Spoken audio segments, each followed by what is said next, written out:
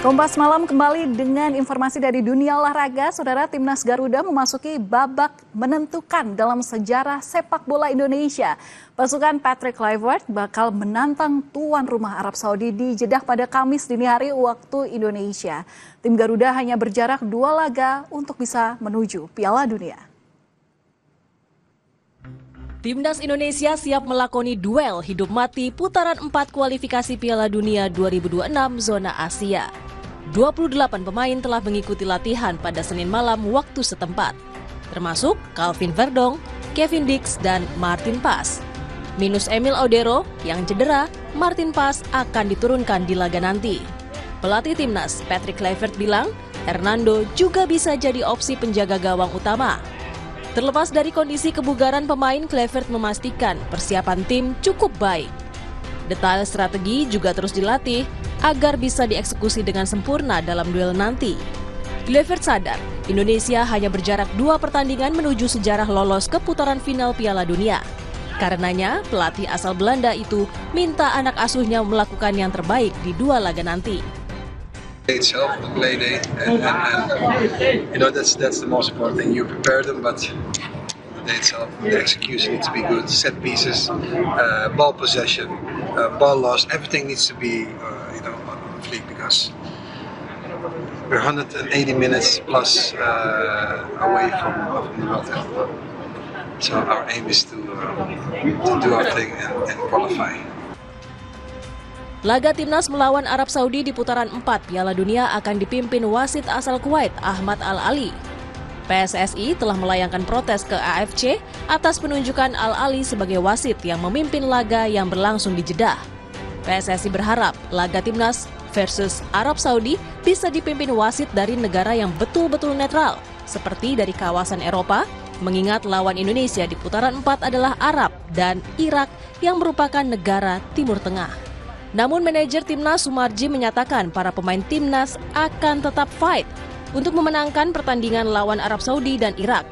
Sumarji tegaskan Timnas tidak akan terpengaruh dengan siapapun wasit yang akan memimpin laga. Apapun yang terjadi, kita tidak akan terpengaruh dengan siapa yang akan memimpin pertandingan. Yang pasti pertandingan di tanggal 8 dan 11 itu adalah pertandingan hidup dan mati, dan kita semua meyakini bahwa kita tidak akan terpengaruh dengan kondisi wasit perangkat pertandingan, dan kita akan tetap fight untuk bisa memenangkan pertandingan itu. 2 laga lagi yang harus dilewati Timnas Indonesia demi mengejar mimpi ke Piala Dunia.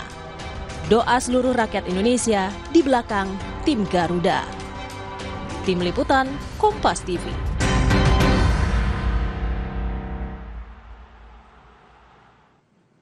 Saudara, Timnas Indonesia akan menghadapi laga hidup mati, do or die, menuju Piala Dunia. Lalu bagaimana informasi terbaru dari Jeddah Arab Saudi? Nanti kita akan mendengar informasi, sudah ada Fikar Fauzisyah di sana.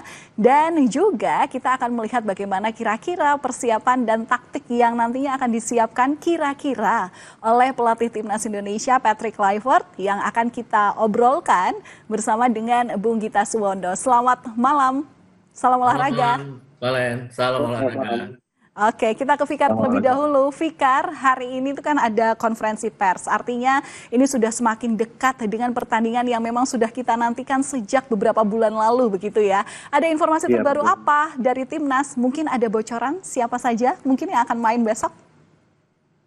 Nah, kemarin udah ada indikasi bahwa Olo Romani bakal tampil. Nah, tadi ada di press conference pertanyaan tentang Olo Romani, dan Olo Romani dapat ada kemungkinan besar dia bakal tampil. Olo Romani belum main di Oxford United musim ini karena cedera, tapi dia memaksimalkan waktu recovery-nya dengan cara dengan cara yang unik ya, bisa disebut unik, supaya bisa tampil di laga ini lawan Arab Saudi. Nah, belum ada kepastian apakah dia starter atau tidak, tapi kemungkinan besar dia akan tampil. Pasti dia udah ada di bench pemain besok. Oke, Bung Gita mungkin bisa ditanggapi, ini kan ada 29 pemain yang Ya, sudah tiba betul. di Jeddah, tapi yang nanti akan didaftarkan oleh Patrick Kluivert itu hanya 23 pemain. Artinya Betul. Patrick ini harus mencoret 6 pemain. Tadi kalau bisa disampaikan oleh Romi ini bakal main, padahal kemarin itu sempat cedera. Bagaimana kalau pandangan Bung Gita? Ya, saya pikir 6 itu sudah pasti Reza Arya, penjaga gawang keempat kita. Itu pasti akan dicoret karena dengan tidak adanya Emil Audero pasti ada Martin Paes, kemudian ada Hernando Ari, salah satu dari mereka yang akan menjadi starter, nggak tahu yang mana. Kemudian Nadeo juga menjadi penjaga gawang ketiga. Kemudian dengan surplusnya back tengah kita, center back kita, di mana Patrick Kluivert kayaknya sepertinya seperti uji coba September akan mencoba dengan pola 4 back sejajar. Center backnya ada dua ya, pasti Jordi Amat. Saya lihat dari usia, dari kadar usia pasti dia akan dicoret ya kalau kalau melihat. Jadi kita punya 4 center back yang siap nanti di sana, ada Kevin Dix, kemudian ada Jay Izzes, ada Rizky Ridho dan juga ada Justin Hobner. Kemudian kalau dari sisi back kiri juga kita kan punya Dean James, kita punya Calvin Verdong, Nathan Choaon bisa main di sana, Nathan juga bisa main sebagai gelandang bertahan. Rasa-rasanya Shane Patinama akan menjadi pemain ketiga yang dicoret. Kemudian di depan Vano rasa-rasanya dan juga Egy yang akan dicoret. Nah, itu sudah 5. Saya pikir yang keenam nggak mungkin dengan Ole sudah bisa dimainkan. Zilstra walaupun tidak punya menit bermain di Volendam sejauh ini pasti akan jadi cadangan. Jadi Ramadan Sananta yang akan dicoret. Jadi kalau kita lihat dari belakang tadi ada Reza Arya, kemudian di center back Jordi, back kiri Shane Patinama, kemudian ada Vano juga, Egy, dan terakhir Ramadan Sananta. 6 pemain ini yang saya pikir juga akan tidak masuk DSP nanti, daftar susunan pemain untuk pertandingan melawan Arab Saudi.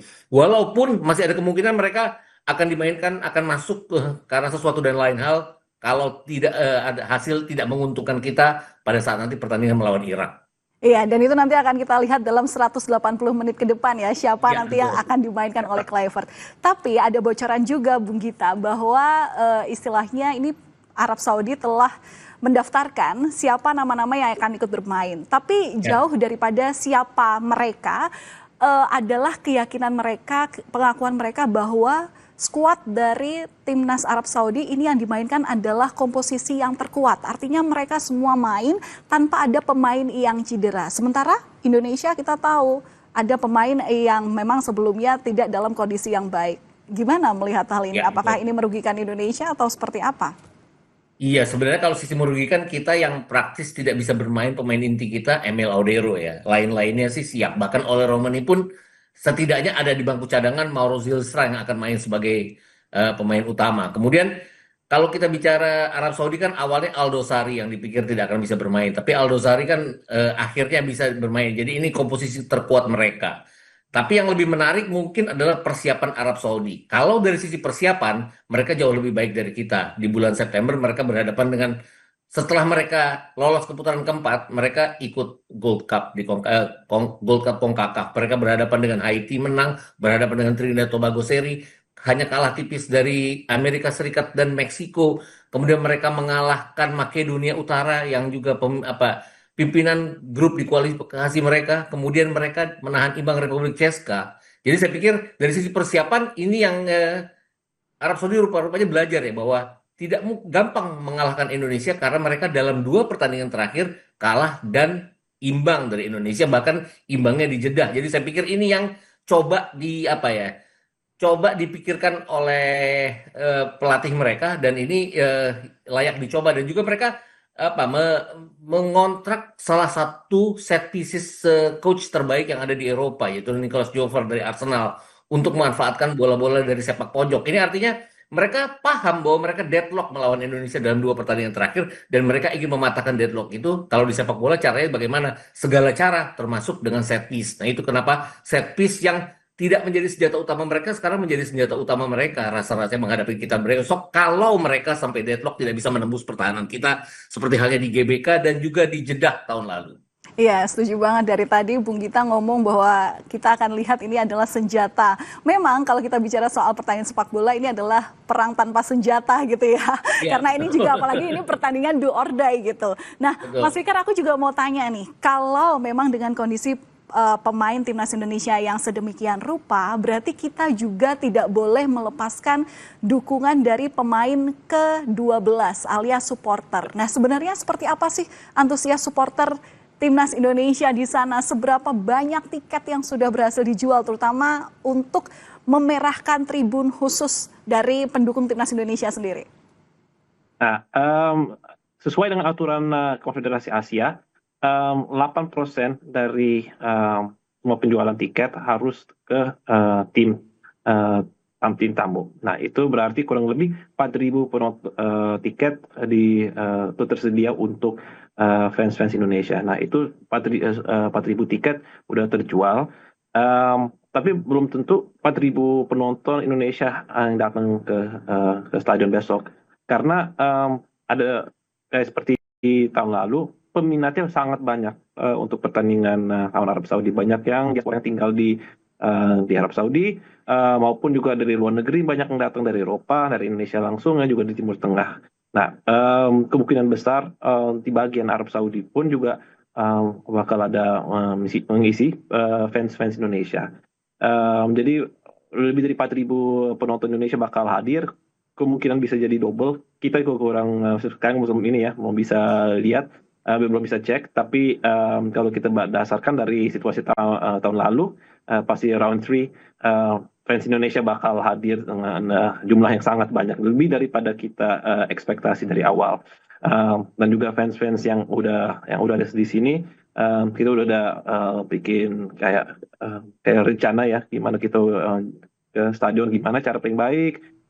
Gimana caranya juga paling nyaman juga ke stadion, apa yang kita mesti ingatin, apa yang harus disiapin, dan itu juga grup supporter yang dari seluruh dunia lah ya kita udah mulai siap untuk mendukung timnas kita tercinta ke Piala Dunia. Udah siap semua. Ya, kelihatannya semua masyarakat ini sudah siap ya, terutama dari Mas Bung Fikar, kemudian juga Bung Gita yang sekarang ini kita sudah sama-sama memakai baju merah. Itu tandanya dukungan ini sudah menyala, sudah berapi-api gitu ya. Bung Gita, ini tinggal 180 menit lagi kita menantikan do or die pertandingan Indonesia versus Arab Saudi. Gimana peluang untuk bisa mendapatkan poin penuh besok? Apa catatan, apa PR, apa yang harus dicermati oleh Patrick Kluivert? Saya percaya dengan pemain. Apalagi hasil-hasil pertandingan terakhir mereka dengan klub, mereka bagus sekali. Artinya Dean James bikin assist, kemudian Emiliano Jonatas juga bikin assist. Justin Hubner yang cedera yang sakit sejak dari Surabaya di VMSD yang lalu juga kemarin main selama 76 menit. Calvin Verdong juga jadi andalan di Lille, kemudian di Sassuolo juga JIZ juga luar biasa. Nggak ada bantahan terhadap pemain. Tapi yang saya takutkan adalah bagaimana Patrick Kluivert ini dalam 6 pertandingan yang sudah dia lakukan bersama timnas Indonesia, kalau plan A-nya tidak jalan, dia seperti tidak ketemu dengan plan B-nya di saat yang tepat. Itu aja pergantian pemain yang saya rasa juga tidak bagus. Kemudian contohnya pada saat kita kalah 1-5 dari Australia, kita dengan plan ofensif, kita tidak cepat defensif pada saat Australia memanfaatkan belakang kita yang keropos sekali. Kemudian berhadapan dengan Jepang juga sama. Kita menang lawan Cina, kita menang lawan Bahrain pada saat plan itu jalan. Jadi kalau plan jalan, oke. Besok kalau plan jalan, saya rasa juga akan merupakan keuntungan bagi kita. Melawan China Taipei, juga pada saat plan jalan kita luar biasa. Itu yang dipuji oleh dia. Flow seperti ini yang saya inginkan. Tapi flow itu nggak dapat waktu lawan Libanon. Di mana kita uji coba untuk ofensif, kita juga tidak punya shot on target, kita tidak punya end passing di daerah pertahanan lawan, kita oke di 2/3 lapangan, tidak oke di 1/3 lapangan akhir. Itu yang saya pikir harus cepat dipatahkan oleh Patrick Kluivert. Besok pertandingan 90 menit, kalau kita mentok, kita harus melakukan sesuatu dengan cepat pergantian pemain misalnya. Karena pada saat kita menahan imbang Arab Saudi di Jeddah September tahun lalu, kita bermain bagus 45 menit, kemudian kita ditekan di 45 menit kedua, tapi plannya dari kita ofensif, kita langsung bertahan dengan bagus oleh Sintayong saat itu. Itu yang membuat kita bisa mendapatkan 1 poin. Juga pada saat kita mengalahkan mereka 2-0 di Arab di GBK. Yap, kita akan nantikan seperti apa permainan dari timnas Indonesia. Kita harapkan semua pemain dalam kondisi prima, bermain all out, dan yang jelas kita sebagai supporter Indonesia mendukung dengan penuh. Terima kasih sudah berbagi informasi dengan Kompas Malam Kompas TV. Ada Bung Fikar Fauzisya dan juga Bung Gita Suwondo. Terima kasih. Salam olahraga, salam sehat selalu. Salam olahraga. Dan saudara, Timnas Indonesia hanya berjarak 2 laga menuju Piala Dunia. Dan kami masih akan kembali usai jeda, saudara, dengan informasi lantaran diprotes kepala daerah, Menteri Keuangan berjanji untuk mengevaluasi kebijakan pemotongan transfer ke daerah jika kondisi ekonomi membaik.